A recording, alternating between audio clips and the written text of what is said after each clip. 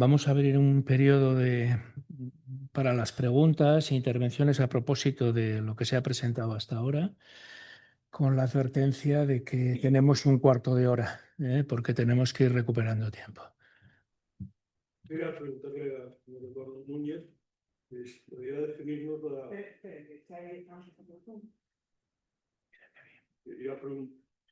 ¿Suena? Ahora sí. Que nos podía elaborar sobre la diferencia entre fuentes biográficas y fuentes de archivo. Bibliográficas. Bueno, fundamentalmente es que las fuentes archivísticas son los documentos de archivo. Y las fuentes bibliográficas, las primeras conocidas por todos y generalizadas, son las monografías, los folletos, los impresos, etc. Lo que ocurre es que dentro del mundo bibliográfico hay una gran cantidad de variantes. Por ejemplo, hay mucha gente que no concibe que los fondos hemerográficos son fondos bibliográficos, cuando realmente son fondos bibliográficos. Entonces, esto es un poco la confusión, ¿no? Pero en principio, los fondos bibliográficos, en sentido más estricto o más académico o más canónico, son lo que todos conocemos como libros, que llaman los bibliotecarios monografías, son los folletos y son todos los impresos de carácter bibliográfico. Y a partir de ahí tenemos todo un rosario de materiales bibliográficos, que son los materiales especiales, son los fondos hemerográficos, o sea, la prensa, las publicaciones periódicas, etcétera, etcétera, etcétera. Y muchas veces en los trabajos de investigación o en las publicaciones se mezcla todo y se citan como fuentes documentales consultadas y aparece una relación de libros. Bueno, pues no es así tampoco. No. Hay casos muy especiales, por ejemplo, lo que son los fondos, los efímeros. Los efímeros en este campo de la industrialización son muy importantes. Todo el tema de la publicidad, de los calendarios, de todo tipo de productos que generaron las empresas y que son productos que se fabricaban o se lanzaban al mercado para que desaparecieran, porque pues eso era un simple anuncio, un cartelito, ese tipo de cosas. Todo eso también es material biográfico porque la tradición dice que evidentemente eso es un material múltiple. La diferencia fundamental entre un documento de archivo y un documento bibliográfico es que el documento bibliográfico es múltiple. Puede que haya miles de ejemplares, mientras que el documento de archivo es único. La peculiaridad que tiene el documento de archivo es que es único, pero además seriado. Es decir, que no hay un expediente académico, hay 3.000 expedientes académicos que tratan. Bueno, es un poco por resumir. Yo tampoco quiero decir ahora. Sí. Más palabras. Sí, sí. Bueno, Eduardo, que eres el protagonista, también quería, bueno, felicitarte por tu intervención y como me interesa muchísimo el tema, quería preguntarte si más allá de la ponencia que tienes preparada por escrito, tienes pensado, porque creo que es necesario, hacer una monografía, es decir, articularlo en un trabajo de investigación más amplio y hacer una monografía sobre este tema que creo que es muy interesante para entender todo el proceso industrializador asturiano y desde luego la historia de la ingeniería, de la arquitectura y de la ciencia en Asturias. ¿Tienes pensado introducirte en esa empresa magna o de momento vamos por partes? A ver, mi intención surgió precisamente con este congreso que hablamos Miguel y yo sobre. Y a mí se me ocurrió, como estoy jubilado, que podía dedicar un tiempo a esto. Mi intención no es más que recoger todo lo que pueda de todos aquellos técnicos y científicos que trabajaron en la industrialización asturiana entre 1833 y 1936. No sé a dónde me va a llevar eso. Ahora mismo estamos hablando de, como comenté, 160 nombres, pero probablemente eso se quintuplicará seguro, porque hay que acudir a los archivos que se conservan, empezando por el de Alfonso, a buscar a todos esos técnicos, todos tal. Lógicamente, hay un límite para esto, es decir, hay que ponerse límites, ¿no? Entonces, bueno, yo evidentemente voy a hablar solamente de técnicos y de científicos, no me voy a meter. Llegaremos a maestros fundidores, maestros siderúrgicos, que siguen siendo técnicos, ¿no? Capataces de minas y tal, pero no poder pasar de ahí porque todo.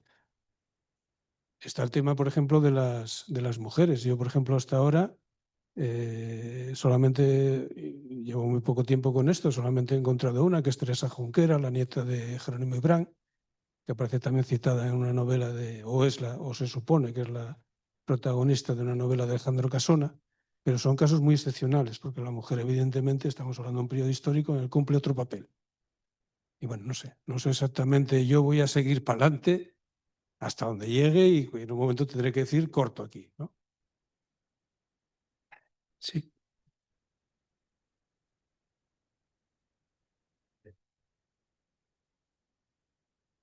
Yo quería hacer una pregunta a Alfonso. Sobre todo cómo ve una multinacional como Glencore el tema de mantener ese patrimonio industrial, el seguir conservándolo y supongo que el coste que le acarrea. ¿Cómo está esa situación, Alfonso? Sí. Bueno, la situación es óptima y prometedora. Yo estoy cerca ya de las 3 décadas trabajando en el archivo, que al mismo tiempo estas 3 décadas avalan el interés y la preocupación de la empresa por conservar el archivo, no solo dotar de un edificio y unos medios suficientes y crecientes, sino también en la difusión y en la utilización de los fondos, ¿no? Yo soy optimista, además de sufrir un importante síndrome de Estocolmo con la empresa y con el archivo, y la verdad es que soy muy optimista porque la empresa ahora sí se está dando cuenta de lo que tiene, es un verdadero tesoro y de las posibilidades que ofrece, ¿no? Y además, sobre todo, hay que pensar que la empresa está en funcionamiento, tiene otros objetivos y siempre quieres evitar problemas. Y en un archivo, tengo a Eduardo, gran representante de los archivos asturianos, un archivo no tiene por qué ser un problema, sino justo lo contrario, ¿no? Además de un punto de orgullo y de satisfacción, saber que tienes algo que muy pocas otras empresas tienen. Yo normalmente me suelo venir arriba, pero con conocimiento de causa, de tal manera que un archivo que alcanza o tiene un arco temporal casi de 2 siglos, en España es muy difícil encontrar otro similar, algo que es extensible al panorama europeo, incluso americano, ¿no? Son casi 2 siglos de información sin ruptura en series documentales. Entonces, a lo que voy, la empresa sabe que tiene algo que otras no tienen y sigue apostando por el archivo. Ahí están estos 30 años de existencia y esperemos, bueno, que sigan esta dirección. O sea que bien, gracias a ti. Sí.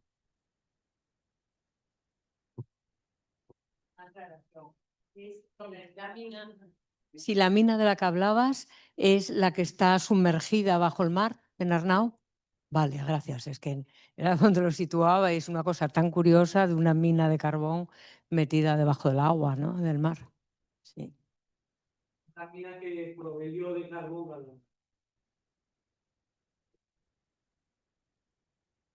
Más cuestiones, quizá. Sí, es la mina de carbón, suministró carbón hasta 1915, que se inundó, dejó de funcionar y la empresa buscó combustible ya 20 años antes en otras cuencas mineras asturianas y con otros pozos y comprando otros yacimientos, pero era esta que dice, sí.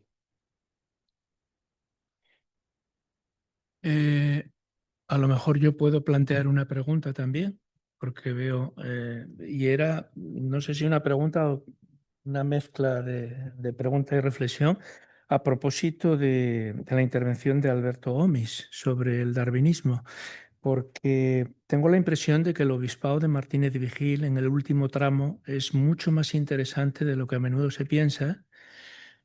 Sobre todo porque en los últimos años, en el tránsito del 19 al 20, hay todo un conjunto de discursos de apertura del seminario en donde hay una reflexión sistemática sobre las ciencias y un empeño de crear una nueva apologética. De manera que hay una serie de discursos sobre las matemáticas, que yo recuerde, sobre la física y muy especialmente la astronomía. Y esto enlaza con temas de directo interés de la Iglesia Católica y de armonizar la fe con la ciencia. Y bueno, son temas que están insertos también en la cultura popular de la época. Hay una producción publicística interesantísima sobre astronomía popular. Se venden muchísimos folletos de obras fundamentales, por ejemplo, de Flammarion.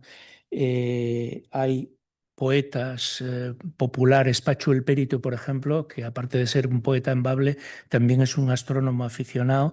Tiene opúsculos astronómicos en esta época, en donde se habla incluso de la vida extraterrestre, ¿no? Y se lanzan hipótesis de este tipo.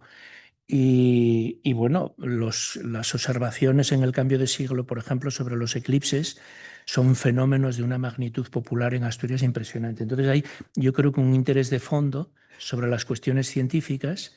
Cuando se discute de ciencias, se está disputando también, digamos, el monopolio que tenía la Iglesia sobre la explicación del mundo, y ahí entra directamente Darwin, ¿no? Y yo creo que igual si se cruzan estas cuestiones con el debate darwinista, que está vivo, yo creo que está vivo, muy vivo, a principios de siglo todavía, pues a lo mejor puede tener interés.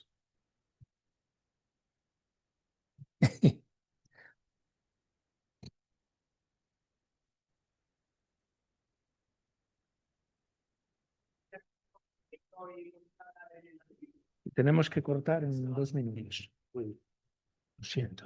No, muy bien. No, muchas gracias. La pregunta, por supuesto, ni las personas ni las instituciones permanecen siempre con todas las ideas.